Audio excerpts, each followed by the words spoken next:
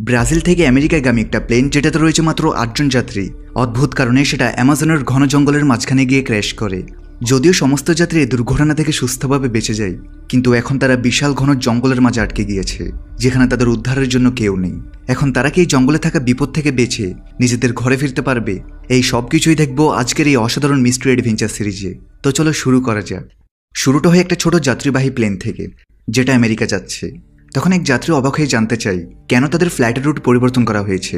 এখানে flight attendant তাকে ব্যাখ্যা করে তাদের আসল রুটের আবহাওয়া খুব খারাপ, তাই পাইলট নিজে সিদ্ধান্ত নিয়ে রুট পরিবর্তন করেছে এবং এখন তারা অ্যামাজনের উপর দিয়ে উড়ে যাবে।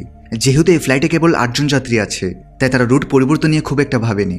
কিন্তু একটু এগোতেই পুরো প্লেন আচমকা কাঁপতে শুরু করে। পাইলট লক্ষ্য করে যে হঠাৎ করে তাদের জিপিএস সিস্টেম আর কাজ করছে না, এমনকি কোনো কন্ট্রোল প্যানেলও চলছে না। পাইলট দ্রুত মূল ঘাঁটি থেকে সাহায্য চাওয়ার চেষ্টা করে, কিন্তু তার এই চেষ্টাও ব্যর্থ হয়, কারণ রেডিও কমিউনিকেশন ডিভাইসও কাজ করছে না। তবে অদ্ভুতভাবে পাইলট আগে থেকে এমন কিছু ঘটতে পারে বলে সন্দেহ করেছে। সে প্লেনটাকে নিরাপদে ল্যান্ড করানোর চেষ্টা করতে করতে নিজের ফোন দিয়ে একটা শেষ ভিডিও বার্তা রেকর্ড করতে থাকে।